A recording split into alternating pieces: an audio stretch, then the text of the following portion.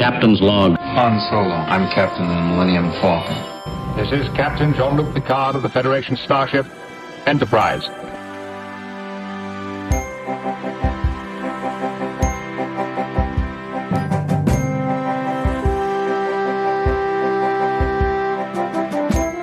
Priority 1 message from Starfleet coming in on secured channel.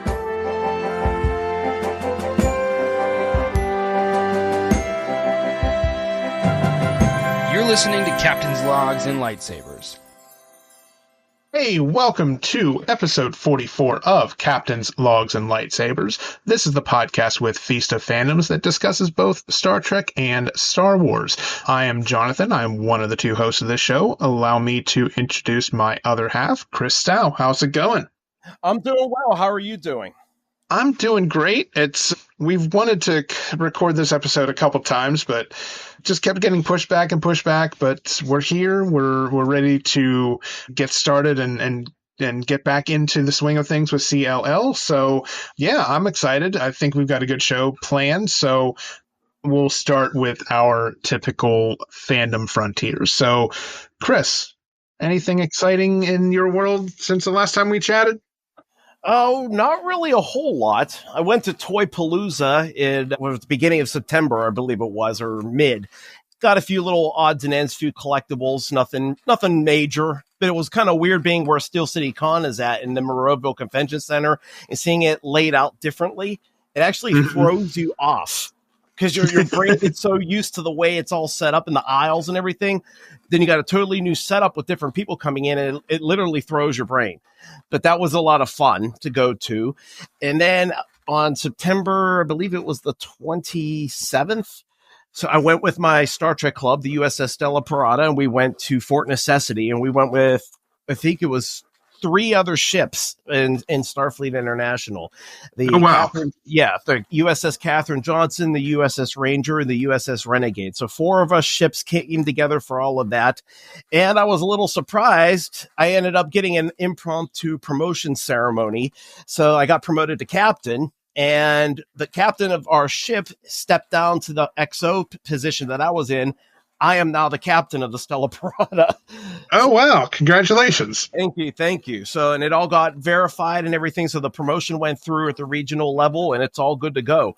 So this month, I've just been kind of tinkering around a little bit, see what I can do with the role. And I'll be doing my first official report next month. Mm-hmm. So what exactly does that do? Like, what are your expectations? What is your role as captain? So basically, I just make sure that the crew stays updated on activities that are going on, trying to organize activities, come up with new ideas, stay in contact with other ships throughout Starfleet International, see if there's anybody that would be willing to go on multi-ship adventures with us, basically. And we've done a couple of them, like besides Fort Necessity. Last year, we went with the other 2 of the 3 ships we went with this time, and we went to the Antietam National Battlefield in Maryland. So, wow. Yeah, so it's trying to do some of those things. It's also trying to network with other ships online, maybe in different areas. I have a contact of a ship in England that I haven't spoken to him in a while, but I'm going to try to reopen all of that now that I've taken a command to try to see if we can do something online with them. So that's doing cool. all that. Yeah. And I'll still be making sure that I keep up with everybody to renew their Starfleet International subscriptions, basically. Or speaking of that, I have to do mine in the next 5 days. So I better get moving. Yeah, right? Yeah, exactly. I don't want to get promoted and then be out of the club. So... But that's really about it. And I have to do what's called an MSR report. I have to send in to regionals. I have to send a report every month on what the ship has been doing. So it's going to be a bit of a slow month for us this month. In September, we went to the Renaissance Festival in addition to going to Fort Necessity. So it was a busier month. This month, we kind of took it a little easy, and we're hoping to get stuff planned for November. So very we'll have cool. a big role in that. Yeah. So. All right. So what's planned for November then? Anything yet? Nothing yet. We're still trying to look. A lot of times we try to take it a little slower in November or December, but with the holidays coming up. Usually we do a Christmas party in December. So we're hoping to have a big gathering of everybody together. I know that we were Yeah, we're looking at maybe some with it getting colder, maybe doing some like more movie events, things like that. Like last year when we went to see Beetlejuice, and Deadpool and Wolverine, a few other movies. So that's one of our big ones that seems to draw the most people. We've gone to Pins Mechanical in the south side of Pittsburgh. It's like it's kind of like Dave and Buster's, only it's not as expensive. You don't have to like get a card membership or anything. You just get you just go in there and they have a lot of free games. They have some like dollar games and then some other games like duck pin bowling you'd have to pay extra for, but nothing that bad. Have you ever been to Putt Shack? No, haven't done that. Oh, yeah. Do you know where the terminal is in the Strip District? It's that like 5-block building that has all kinds of shops and restaurants and stuff. Yeah, it's Putt Shack. So it's indoor mini golf, and they have 4 9-hole courses. Okay, that's a really good idea. Yeah, it's like the balls have RFID chips in them, so it records all your putts. It records like because you get, instead of just being about getting the lowest par score, you actually have to, the goal is to get the highest score, because so you get more points the fewer strokes it takes you to make the hole. You can get bonus points for like hole in one, and there's all kinds of different ways to score extra points. But if you go on Sundays, it's $25 all you can golf. Oh, nice. Yeah. That's not bad at all. Yeah, and they have food. They have like shareables and small plates. They have a full bar. Yeah, it's really neat. Oh, that sounds like a lot of fun. We've never been miniature golfing as a group, so that would be wonderful. Yeah, thank you for that. Yeah, of course. You may want to split into 2 groups, because if you have like more than 4 golfers, it slows down the pace of the game, because they want you to be able to get through the courses in a half an hour or less. Okay. So try, if you have a big group, if you have like 8 people, just split it to 2 foursomes. Okay. Sounds good. I will definitely keep that in mind. Yeah, and then if you do the unlimited, the all you can golf, the unlimited golf, you basically book. You go on like through the website and book your next game. Like every game you want to play, you just book. So if you want to play 3 games and then take a break for food and drink, you can do that, and then book a game later. It's really it's really neat. Oh, cool. That would be nice. I've almost never been to the Strip District, only once or twice. So that'd be a fun outing just to look around and see what's all there. Oh yeah, my goodness. Yeah, there's a lot there. There's different restaurants and stuff. I don't know. There's some shopping to do too. Oh, cool. Awesome. Well, definitely I'm very interested now. I don't know why I never thought to go miniature golfing with them. So it'd be a good idea. Well, there you go. Yes, thank you. Yeah, sure. It's not, you're welcome. And I think if you sign up for their rewards program, they give you like a free game, and you can use that towards unlimited golf, because it just takes the cost of one game off of the total cost. Hey, great. So it's like, basically, I think a single round is $14. So it takes 14 off of 25 if you do it on all you can golf day. Yes. Sounds good. I can't wait. Definitely going to look into it. Yeah, I'll send you the name of it just in case. I'll send you the website. Oh, that'd be great, because I'll probably end up forgetting. I just get a lot on my mind and things just slip. So, but how about you? What have you been doing this geeky in the last few weeks? Yeah, so yesterday Kylie and I saw a couple movies. We saw Tron Ares. We saw that at the waterfront in the Dolby Cinema. So it's like Dolby Vision projector and Dolby Atmos sound. So it's like moving sound, and it's like, you can feel like the seats rumbling too. It's really wild. Wow. Okay. Was it a good movie? Yeah, I really I've always liked the Tron franchise. I loved the first one growing up as a kid, because it was so groundbreaking at the time. First movie like really to incorporate computer generated graphics like that. As rudimentary as it was, it's still, I still like watching the movie today. But then they did the second one, and it was okay. The second one was all right. but I did really, actually, I really like this one. I really think the third one, it's not going to be the same, it's not going to be as overtake the first one as far as my preference, but I definitely think it's better than the third or the second one was. And I'm normally not a big fan of Jared Leto, but he was really good in this. He was like one of the main characters. He was Ares, which, if you see the movie, it's. Have you seen the original Tron or Tron Legacy? I've never seen any of them. Okay. Okay. That's all right. Well, you know what? They're both on. The first two are on Disney Plus, and the third one will eventually be. You should check them out sometime if you get a chance. It's like basically the whole idea behind Tron is any computer program that's ever been created is on the grid. It's like a digital world within, it's like a digital world on the circuit level, but all these programs, like the programs end up like competing or for the whims of like a villain program. It's kind of weird, but and it's like two rival tech companies then, are creating programs and they're trying to overtake one another. They're trying to destroy each other. The one's trying to destroy the other, and so on. But it creates a very compelling world inside of computers that then they just they kept building upon that in the sequels, and it's it's all the technology that's advances from 2012, and then of course we have all the technology advances now in 2025, and like the world within the computer also advances in technology. It's really neat. Oh, that sounds really interesting. Okay. Yeah. Is it kind of like The Matrix in its own way, like with that digital world in those movies as well?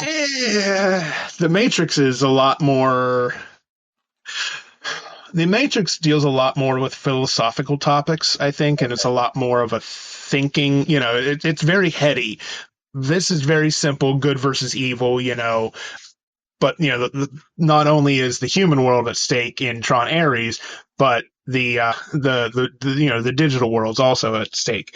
In Tron Ares, the computer programs actually so in the first two movies, humans or users go into the grid where the computer programs all live.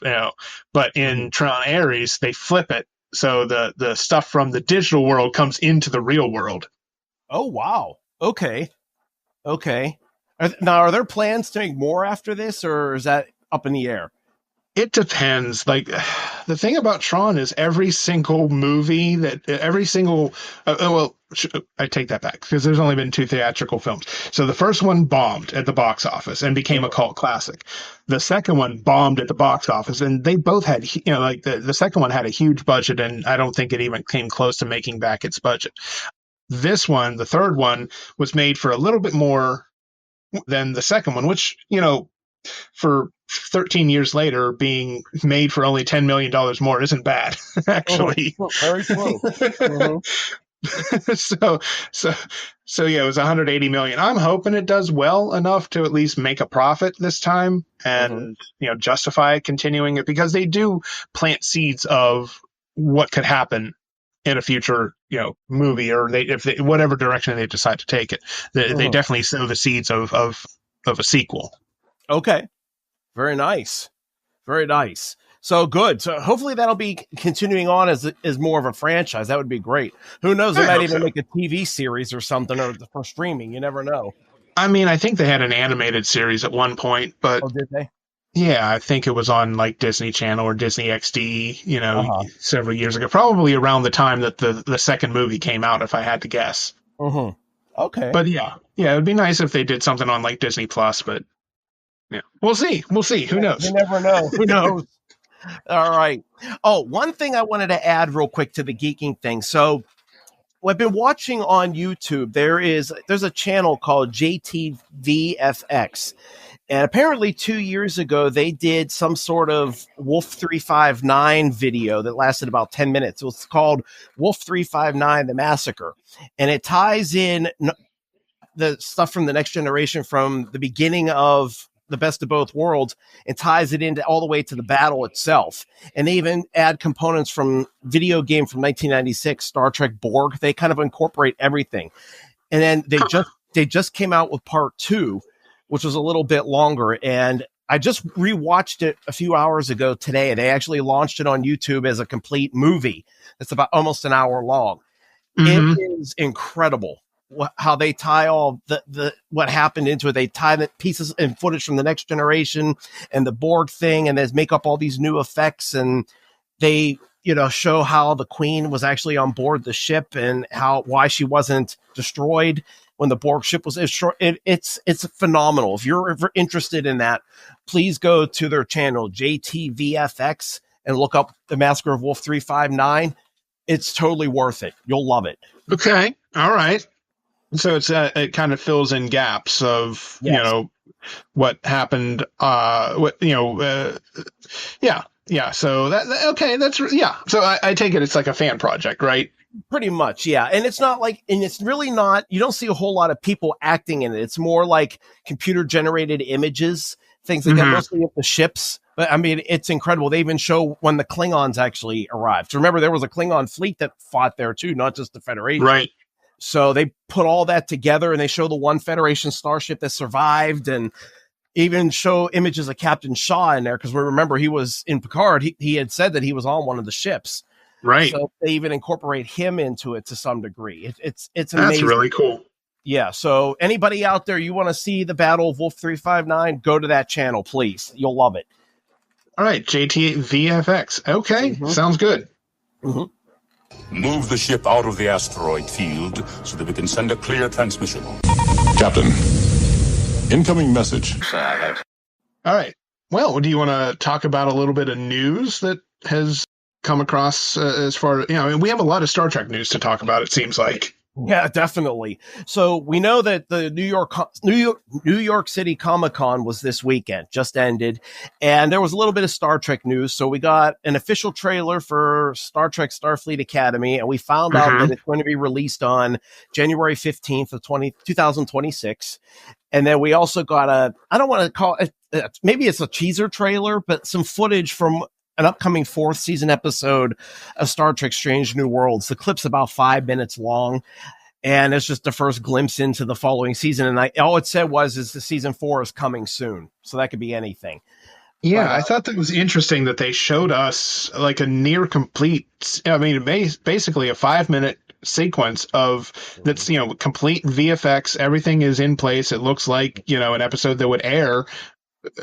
I wonder what the timeline is for the season to drop, because that means they have not only filmed everything, they have started to apply all the visual effects and everything, which, it looks pretty incredible. Right. By now they're probably getting through the post-production stuff. I think season 5 already started filming. So that's going on. So I would expect it probably, if anything, either summer or fall of 2026. That's just my prediction. Don't know if it's accurate or not, but that's what I'm thinking. Because Starfleet Academy will have, 10 episodes in season 1? And there's nothing else to really fill in that. And if they're going to get Strange New Worlds done pretty quickly, why not get it out? Yeah, and they've always seemed to have aired the seasons over the summer, too. So that tracks. Right. It gives fans something to look forward to and enjoy, so the franchise doesn't go stagnant for a while. So, But what did you think of that 5-minute clip? I thought it was kind of an interesting. I thought it was interesting how they put us somewhere in the middle of an episode. Right? It's it's not the beginning. It's kind of. I would say that's probably at least after the first or second commercial break that we see a sequence like that, unless that is the cold open for some reason. It may be. It could be the cold open of the episode. Who knows? Absolutely. Now, from just watching it, obviously, because we don't really in context know what the heck is going on. We just see this big yellowish orange anomaly that the Enterprise is trying to fly through, and starts somehow, when they get out, their ship starts spinning because it's hit by this filament or whatever, and they get sucked into what looks like a mini black hole, kind of the way they made it look in the trailer. And then we find that the Enterprise is just, obviously from them spinning around, it looks like the ship was trashed on the inside, and they're basically saying that they need to go and get fuel. So Una is sent with, was it Erica, and it might have been Lon, I can't remember, but 3 of them anyway are going aboard a shuttle down to a planet, and that's pretty much where it ended. So, Yeah. I mean, it doesn't give much. If anything, it just kind of samples what the effects are going to look like and just the start of maybe a new story. Yeah, there was a line about that it put them into warp, and that they couldn't figure out the star alignment, and they were waiting for the computers to reboot to figure out where they were location-wise. That's true. So yeah. it wasn't a black hole, but it was like a warp anomaly or something. Yeah, something. The way the lighting looked when they sucked in, like, did you see it in the trailer when they sucked in? It looked like they were sucking the light in. That's why I was thinking some sort of black hole. It was interesting how they did that. But I mean, it looked really great. The only thing I didn't like about it was the spinning around. Yeah, I don't know about it. A lot of people said that on in the trailer as well, that in the comments that it went too long. I don't know about you, but since I hit my middle age, I have not been able to do spinning around like I used to be able to do. So watching that going on and on and on, it was kind of like, okay, come on. It hasn't affected me yet, but who knows? Yeah, trust me, I can't do spin around rides on Kennywood anymore. It's terrible. So I don't ride a whole lot of spinning rides, though. I mean, most of what I ride is, constant motion, like usually forward motion, not spinning. Yeah. I'll wait till you try it in your age now. It'll just be a little different. We'll see. We'll see. Yeah. Other than that, I thought it looked really good. Now, a lot of people online are saying they're really hoping that this coming season will be a little bit better. I'll be honest with you, I didn't watch season 3 of Strange New Worlds. I might do it, when I have some extra time, but I've heard a lot of conflicting stuff. Some people thought it was an excellent season. A lot of people said it kind of lost its way. It just seemed like a bunch of silly filler episodes that really, for 10 episodes in the season, they thought were wastes. So I don't know. Everybody's opinion's unique, so I won't say. Yeah, I wasn't as big a fan of this season. I will say that. So we'll see. We'll see what season 4 brings. Absolutely. Now, what'd you think of the Star Trek Starfleet Academy trailer? I thought it was interesting. I thought, it really doesn't give us a whole lot of detail on what the storyline of the season is going to be. I know we were talking a little bit offline. There was a child being taken away from their mother, and somehow perhaps our villain of the series, and Paul Giamatti, is involved. Which, I'm sorry, I'm still trying to wrap my head around the fact that Paul Giamatti is going to be a villain in Star Trek, and I love it. I'm geeking out about that just that much. Absolutely, yeah. I think it was a cool casting decision, definitely. Yeah, and I also really like Holly Hunter too. So I'm really excited to see Holly Hunter in Star Trek. Paul Giamatti, and the return of the Doctor. Oh yeah, absolutely. It would have been cool if we heard him talk in it, but I guess there's waiting. They're gonna save that for everybody to enjoy when the show premieres. But I know that there's a character that's going to be a hologram, and I believe it was the African American girl in the who was with the Doctor, or she stuck her arm out to like shake a hand, and one of the other cadets kind of bent it back to kind of form like a real handshake. So I'm wondering if she's going to be like this show's 7 to 9, where the Doctor takes her under his wing and kind of teaches her about almost like humanity, or what it's like to be alive, essentially, especially since she's only like hours old. So I think that would be cool, because Robert Picardo really killed it with those scenes in Voyager. So I think he would be great if we did it again. Saw a little bit of that. Now, the other character I'm really interested in is this Klingon Jem'Hadar female hybrid. I think it's going to be wild. Yeah. Obviously we know that the Jem'Hadar were all genetically engineered, and they didn't have females. Right. So now, from stuff I've been reading online, I heard somebody say that maybe, I don't know if it was like they were like, I can't even imagine if it was like they were genetically created, or like they spliced genes together. I don't know, but I heard something about that online. So the saying in Jurassic Park is life always finds a way, right? Exactly. Just because they didn't genetically engineer females does not mean that, this is how many 100 years in the future after Deep Space Nine. Yes. Who knows what what genetic anomalies were or mutations were created in the Jem'Hadar. Exactly. So, I mean, it makes logical sense. It's not like it's something like 20 years after the Dominion War and it wouldn't add up, So Right. here, yeah, you never know. So, and I think maybe that's the beauty of it being in the 32nd century is they get to recreate and reformat a lot of different things because it's 1,000 years later. So, I mean, It makes sense. Yeah, I definitely thought Star Trek Discovery got better when it moved into the future timeline for sure. Yes, absolutely. And I was hesitant about that with this series being in the Discovery era. I thought it would have been more interesting to do something like it in the Picard early 25th century. But Alex Kurtzman made some sort of statement in an interview, I guess, where he says that frees them up to not have to worry about canon, but also at the same time, it's a fresh way to kind of bring in new, younger fans and kind of focus on more of today's modern issues. So I'm looking forward to it. It looks really good at this point. Yeah. Yeah. And I like there's, we were talking offline about this, how, you kind of said that the idea of a Starfleet Academy show has been in the works for years.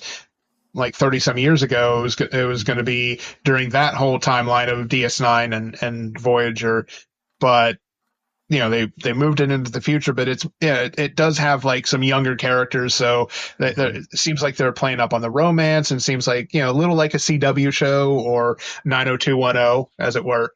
Yeah, I mean, that's literally, I told you offline, 30 years ago when they were talking about this as a series, Star Trek fans were literally calling it Star Trek 90210. So it's, 90210 was super popular back in those days. So, it made sense that people would compare it to that.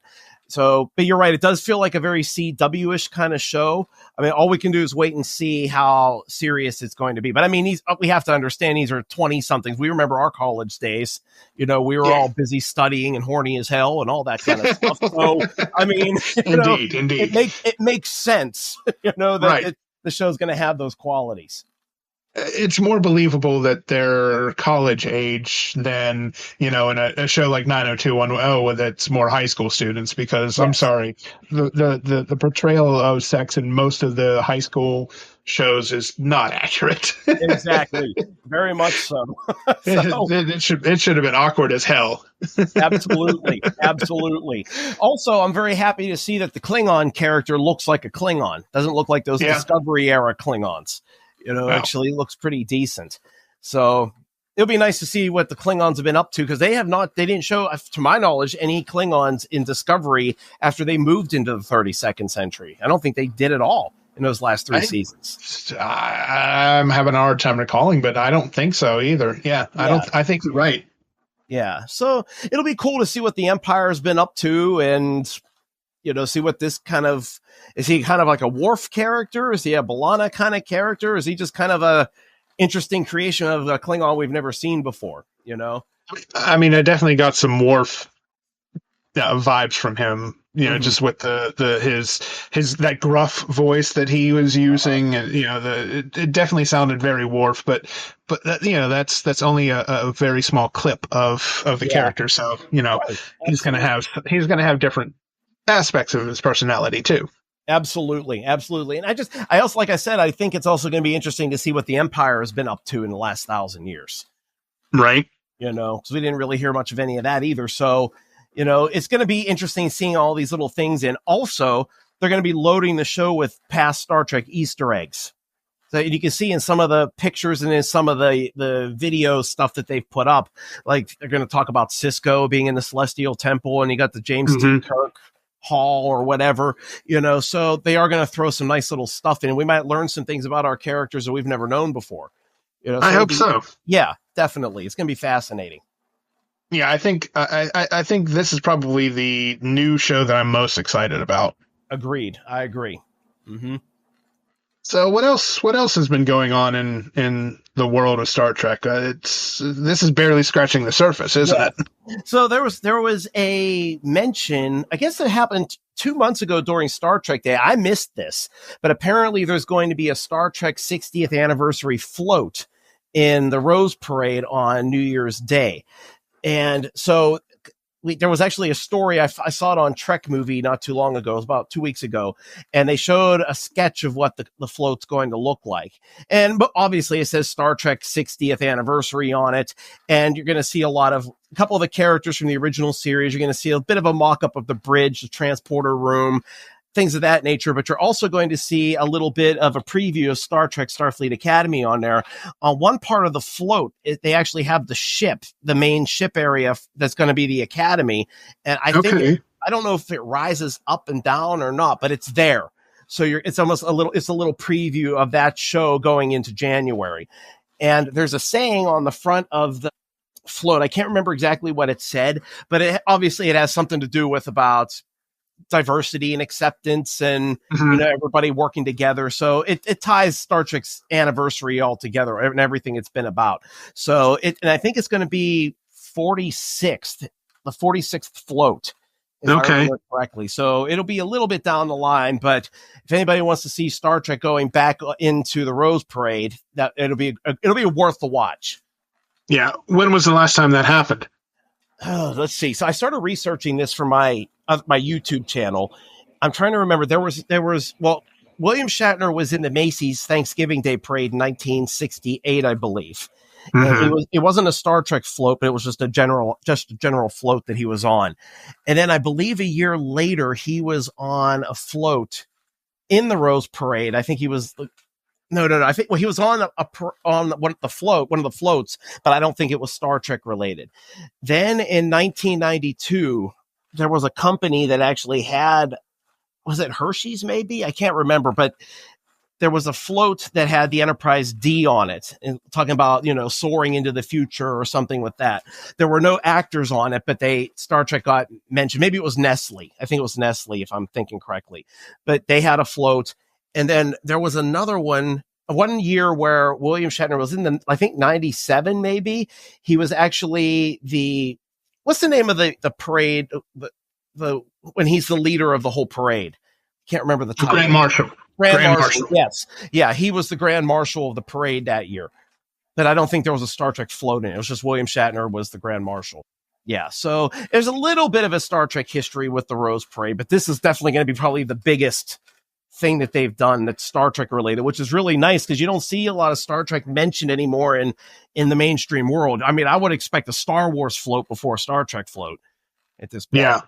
Yeah, but I mean, 2026 is going to be, something different, I guess, huh? Absolutely. So it's exciting. It's a great way to start out the new year and to celebrate Star Trek's 60th anniversary next year.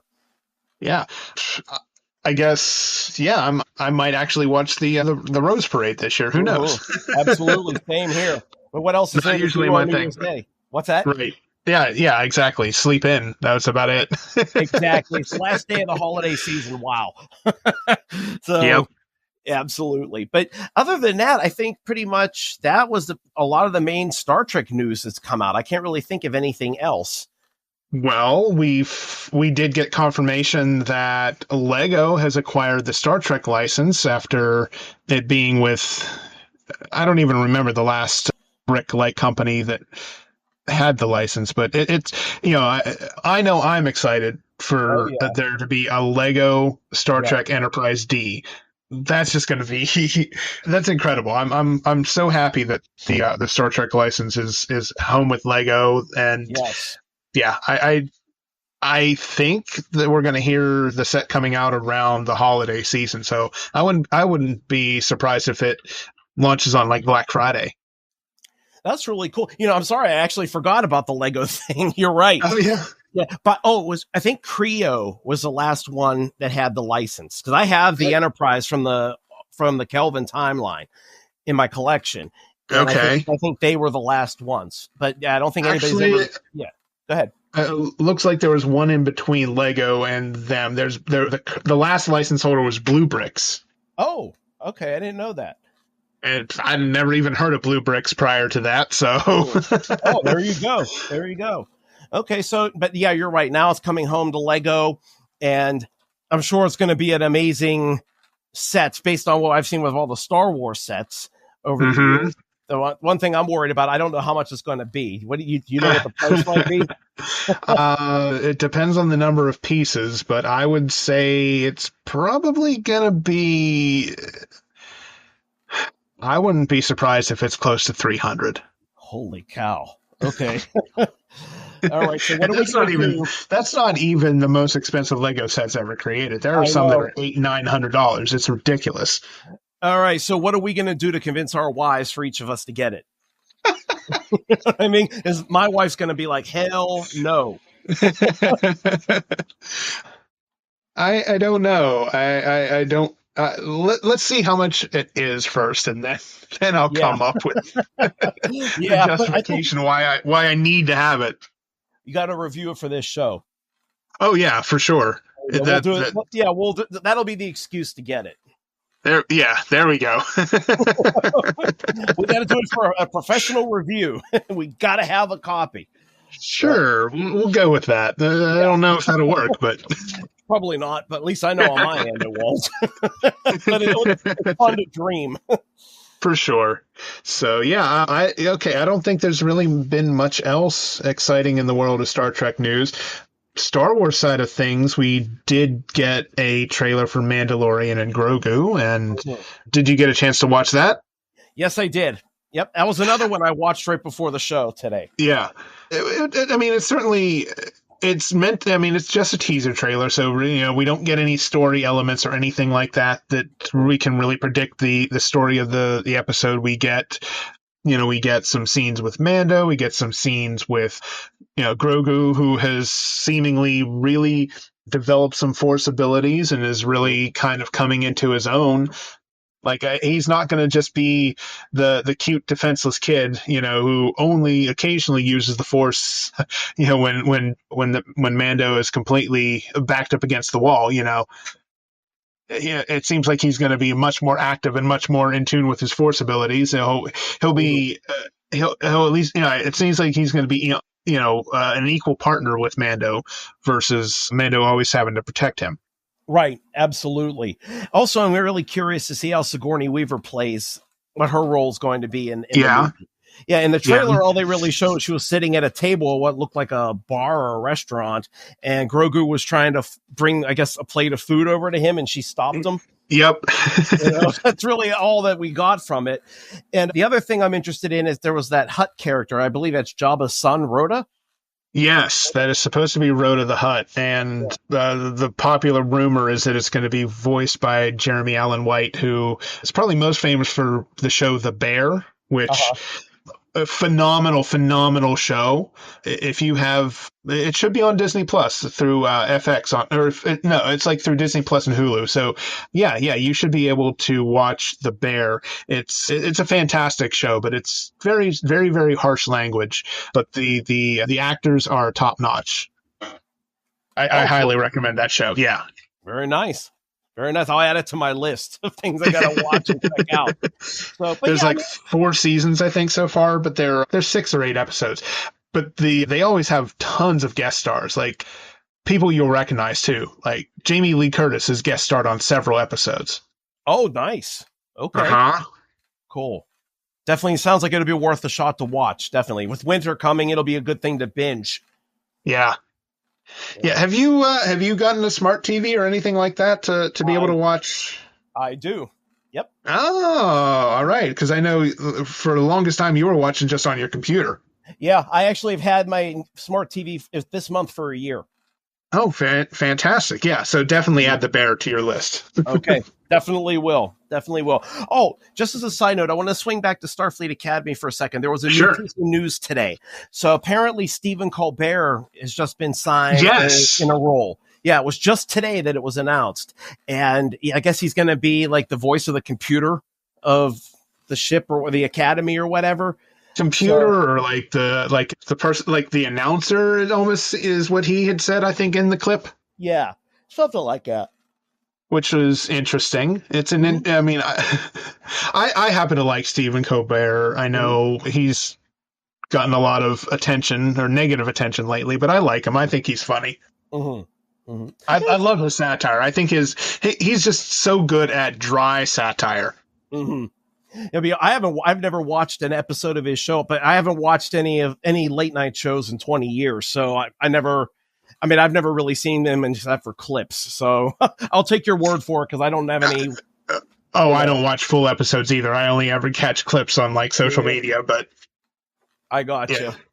Yeah. But I mean, hey, you know what? I did read that he's apparently a big Trekkie. So, for him, this is a big deal. So, I mean, we can't fault him for being excited about it. No, definitely not. Regardless of what you think of him or his jokes or whatever. Yeah. It's good to see the guy getting something, getting to do something he's loved for his whole life. Getting to nerd out. Absolutely. I agree with you. So I just wanted to throw that in before we forgot. That's all. That's right. I completely forgot about that. I had seen the announcement from him and then just completely forgot it existed. Absolutely. Well, now it's in. We're good to go. Don't get technical with me. Logic is the beginning of wisdom, Barris, not the end. The Jedi uses the Force for knowledge and defense. All right. Well, I think that's all the news. For the next part of our discussion, you and I have both been really enjoying a different type of Star Trek project, something that this is really the first thing like it, correct? Oh, absolutely. They have never had an audio podcast of Star Trek ever. Not once. So if you hadn't guessed, if you haven't been keeping up with it or watching it, we are talking about Star Trek Con. So at the time of this recording, 5 episodes have been released. They come out every Monday. It's on YouTube. It's on podcast feeds. It's basically anywhere you can get audio like that, and it's free. But yeah, so Chris, why don't you give us a little bit of a synopsis of what Star Trek Con is and what it's attempting to what 2 things it's trying to connect. Right. So basically what it's trying to do is tell the story of Khan after his exile from the Enterprise on Ceti Alpha V. So now they've covered this in a comic book series a few years ago through IDW. And before that, it was the 3rd book in a trilogy of books written by Greg Cox. The first 2 were about the eugenics wars, and the 3rd one was called Terrain in Hell and dealt with the situation. So basically what it does is there's a framing story. So there's a character named Dr. Rosalind Lear who is trying to figure out what happened with Khan and his people in the history of the colony. And she's trying to see if Khan was really this bad, horrible villain that basically Kirk and his crew had made him out to be after what happened in Star Trek II. And so she also has this mysterious person that has only been mentioned twice that's feeding her some sort of information about the colony or about the history. And she's trying to make Kirk out to be this bad guy who she feels possibly left him on Ceti Alpha V on purpose, knowing that Ceti Alpha 6 was going to explode. So she's in this tribunal in the first episode, and Captain Sulu from the Excelsior comes on and finally agrees to take her to Ceti Alpha V. She goes down there with Ensign Tuvok. We know that Tuvok served with Sulu, and she retrieved Marla MacGyver's tapes and history.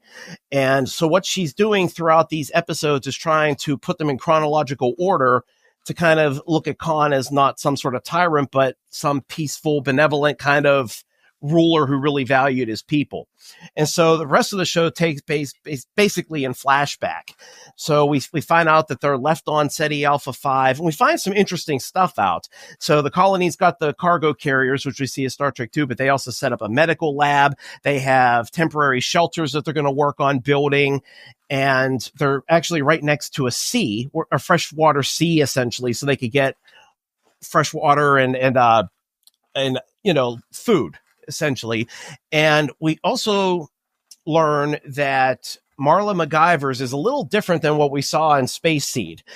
And she's more sure of herself, and she doesn't want to just be known as Khan's woman. She wants to earn the respect of the colonists, which through these first 5 episodes, she slowly started doing, and which ultimately culminates in right now her getting married to Khan in episode 4.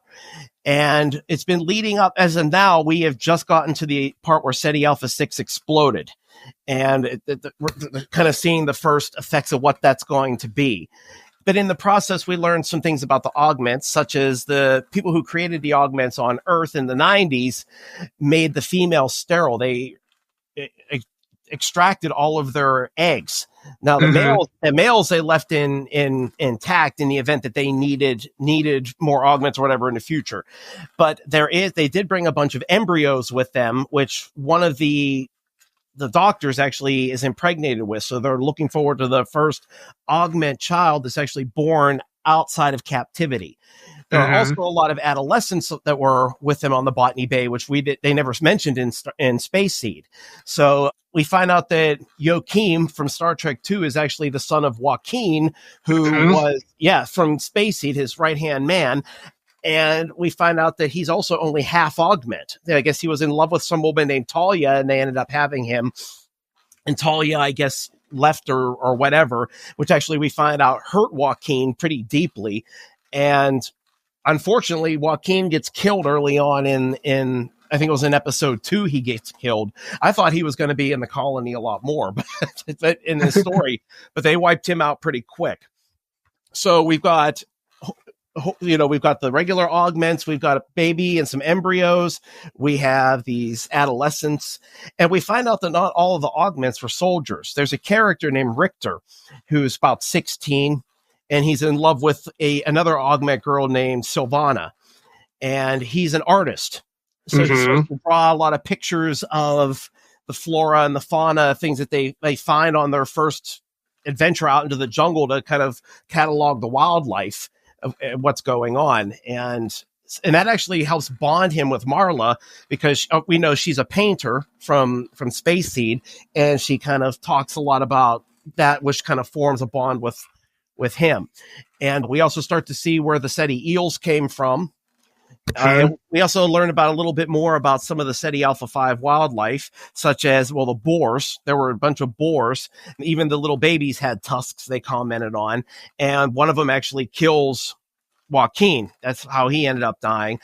And for the first 4 months or so that they were in the colony, they lost at least 3 people to the Ceti eels. Richter was the first one. And we learned that the eels don't just make people susceptible to suggestion, it also causes them to hallucinate. And we find out that's because they release a low-level toxin in the cerebral cortex that causes the hallucinations and that ability to be susceptible to suggestion. And they're definitely susceptible to suggestion, because I don't know if you remember, but in episode 3, when Khan went after Richter, they found some sort of wildlife or whatever, and it scared Richter, and he climbed a tree. And Khan said, "Come down here now." And he goes, "Yes, Khan." But instead of climbing down, he literally just jumped out of the tree, and broke his ankle, So it was like, it was just, and he even said to Richter, "Why did you follow such a crazy command?" And he said, "Because you told me." So we're learning a little bit more about the eels, which is really interesting. We also find out that there are male and female eels. In episode 4, they were saying in the medical bay that they thought was that asexual, where they just, So, but they find out that it's kind of like almost like the Borg. There's a big queen, and all the males are drones, and their job basically is to protect the queen and impregnate the queen. So, and there's also, there's like a big network underground tunnels that the eels do.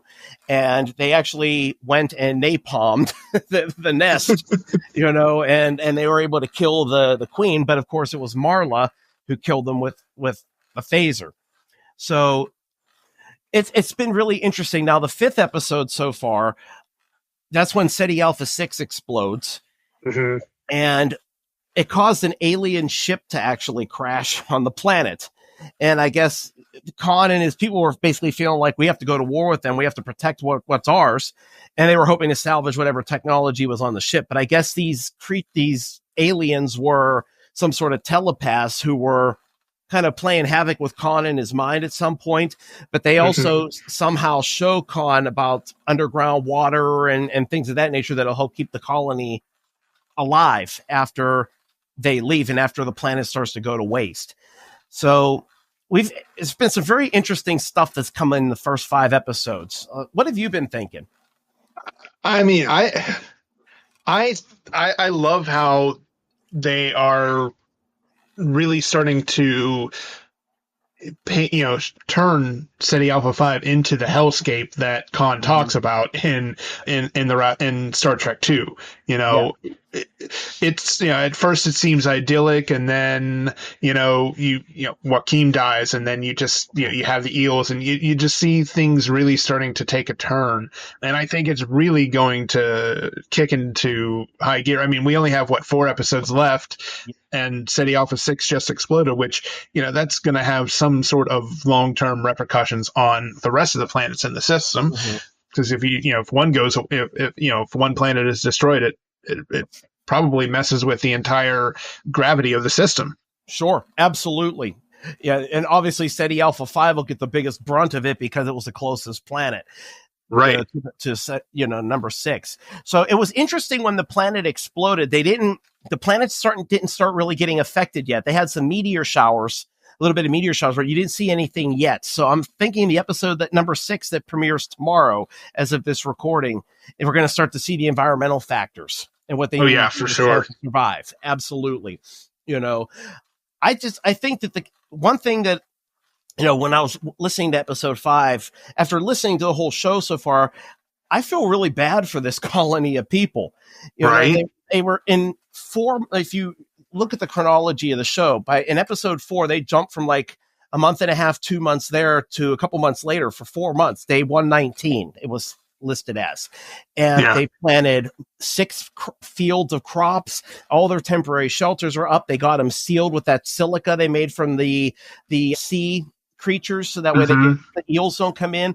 It's fenced, it's fortified. I mean, they really had a great colony going for them. And you can see how much Khan loved his people. There was a point in I think it was episode 3 maybe, or maybe the beginning of 4, where Khan, it's not that they love Khan, or Khan serves them. And Khan sees himself as their servant, essentially, even though he's the leader. And he will go to whatever lengths to save his people. And so we're seeing a side of Khan as kind of like the gentle kind of Khan.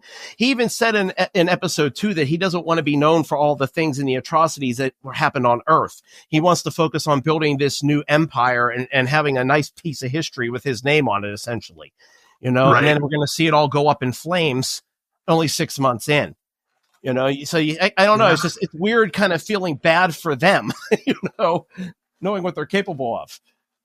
Yeah, for sure. It's going to be, I mean, it's a tragedy. It's being painted as a tragedy. And I wonder, what is it going to be that triggers Khan's descent into madness? Is it going to be losing, the vast majority of his colony members, because by the time of Star Trek II, how many of them are still alive?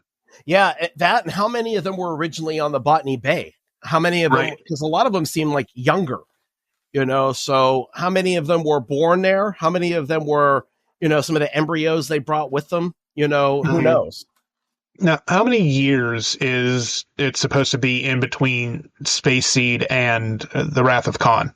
It's supposed to be 15 years. Okay. And as of this episode, they've been on Ceti Alpha V for just a few months. It's been 6 months. 6 months, yes. Mm-hmm. I mean, there's a lot that can happen in 14 and a half years. Absolutely. I'll be honest with you. Out of all 5 episodes done so far, 5 was my least favorite.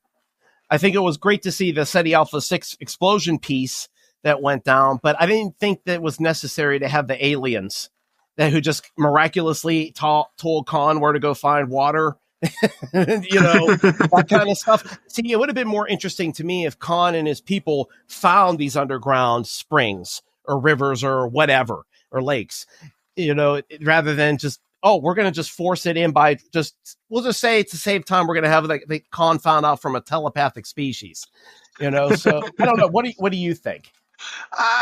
It's an interesting choice. I don't know where they're gonna go with it, or if they'll be able to stick the landing, or I have no idea where it's going. But I wonder what the timeline is going to be on the next 4 episodes. If we're going to see some rapid, like some very quick time jumps, with how Andor, watching Andor, it jumped in time a good bit. Yes. Yeah, well, with only 4 episodes left, that's what they're going to have to do. Now, see, I thought that maybe there was going to be some sort of battle or something between Khan and maybe a little group of them that separates off. Because we see Ivan is a little bit out of his mind to some degree. Yeah. He killed Hugo in that first episode for defying Khan. In the second episode, he was very reckless and went and they shot the boar to eat, but he didn't want that to be just it. He went and took a sword and actually killed the beast himself and offed it. So he's very unpredictable. He does not like Marla in any way. He referred to Marla as Khan's bitch. I mean, so who knows? Maybe he's the one who introduces the Ceti eel to Marla, because we know that's how she dies because Khan said it. Right. So, I mean, who knows? I remember in the Terrain in Hell book that Greg Cox had written, I believe there was a character named Erickson who seems very much like Ivan in this series. And he ended up splintering off, and he and the Splinter group actually are the ones who forced the eel into Marla to try to kill Khan, but she ended up killing herself to keep that from happening. And then there was this big ultimate battle at this hot water spring that they found years earlier, where a lot of Khan's colonists were killed in this battle. So I'm wondering if they're going to have a battle with Ivan and anybody, to end this. But I mean, they only have 4 episodes, so they better get moving here on what they're going to do. Right. I mean, it's certainly possible because, when a lot of the Star Wars content that's come out that has utilized characters or events or ideas from Legends, they incorporate it into the new stuff, but then they tweak the story or they tweak the characters a little bit, almost similar to what's happening here with Khan. Maybe you're onto something with Ivan being the representation of that character from Cox's novel. Right. Absolutely. I can't imagine they're going to go 4 episodes with them just being miserable on the planet. There's got to be some sort of something, you know what I mean? So I don't know. We'll see, but I don't know. I've really been enjoying it.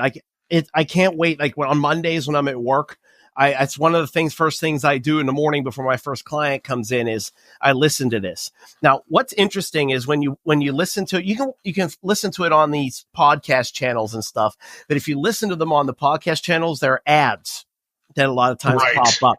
If you wait a couple hours till after like 12 or 1 Eastern Standard Time and it comes on the Star Trek channel on YouTube, you can listen to it and there's no commercial interruption. Yeah. Okay. I mean, listening to the podcast version, even with the ads, for me, it's good because then it is what I do. It's how I usually listen to it on my way to work, and if I don't finish it, then I kind of I usually bring my headphones with me to work and we'll finish it. So because I don't necessarily if I am not a YouTube person. I'm just not something that I often go to for content. So I probably would forget that it's there. So if I don't subscribe to the podcast feed, I'm okay with the ads. Is ultimately what I'm saying, I guess. Well, that's cool. Hey, you teach their own, So I mean, it's good that there are 2 options. Yes. Either way. So yeah, I mean, they got to make money somehow, right? Exactly. So, I mean, going into episode 6, here's basically where we're at. Khan and Marla are married. They're expecting a baby. Ceti Alpha 6 explodes, and the colony for the first time is really going to be, they're going to be fighting for survival. And they know that after this planet blew, that it's going to destroy Ceti Alpha 5. I mean, they're smart enough as augments to know all of this, So they were talking about possibly moving the colony underground into caves. So will they find caves? Maybe, maybe not. But at least they know now because of these telepathic aliens that there are underground water sources.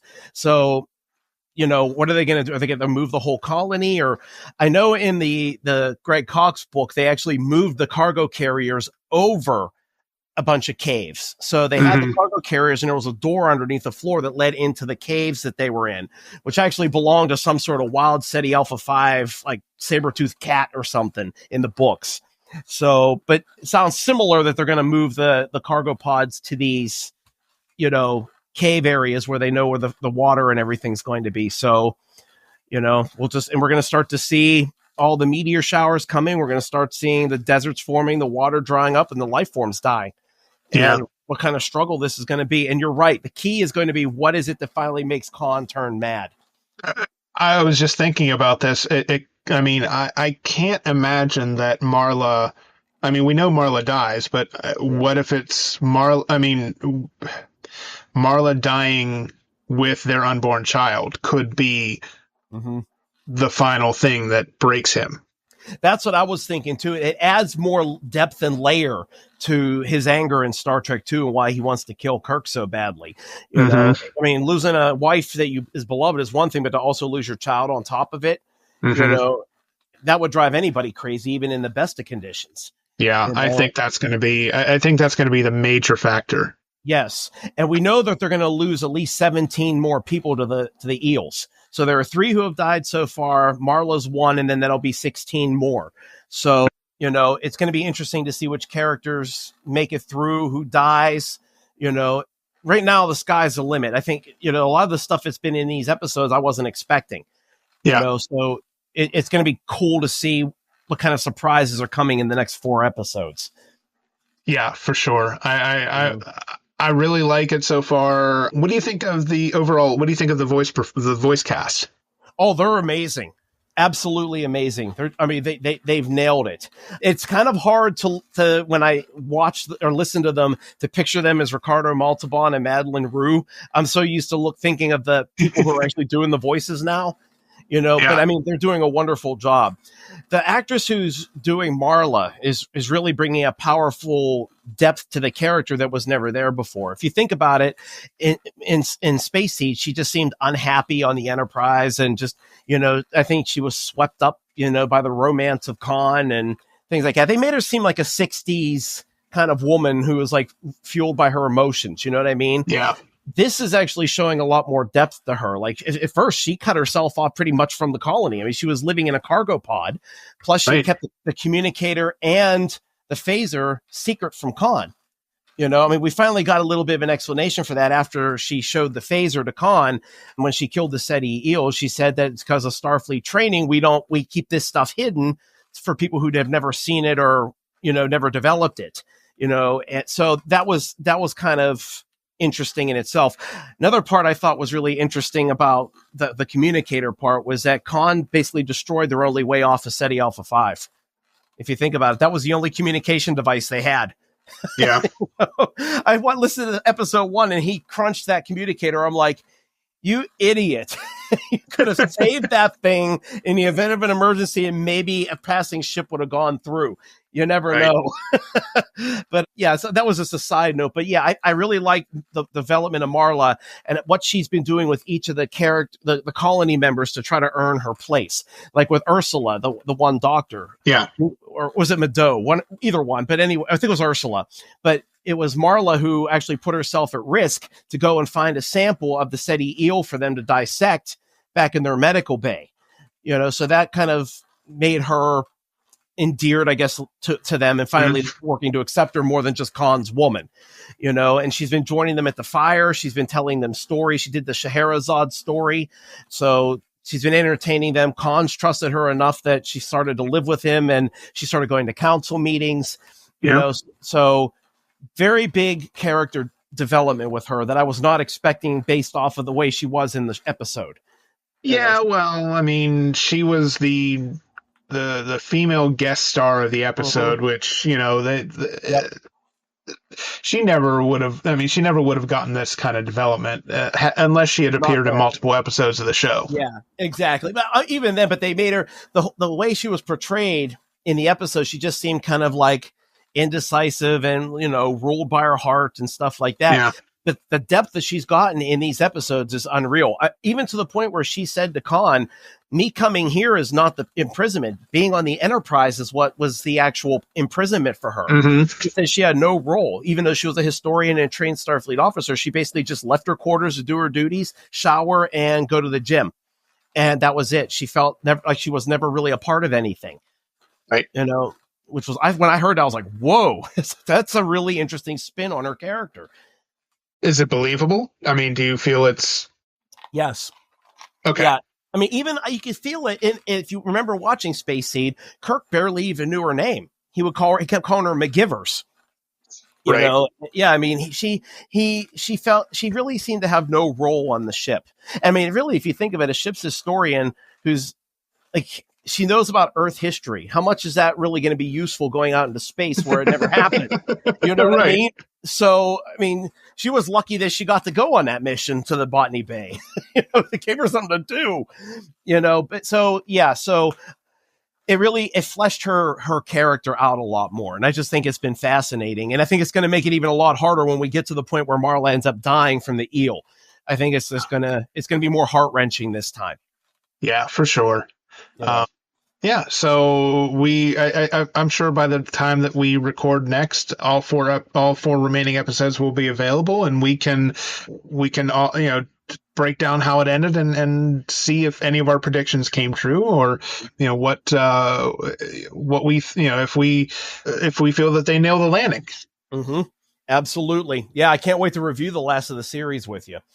Yeah. So I think that'll, like I said, probably by the time we record again, the last 4 episodes will be available. So we'll pick up this discussion on episode 45, I guess. Absolutely. All right. What do you say we call it a night? After that, we've been going a little over an hour. So okay. Yeah.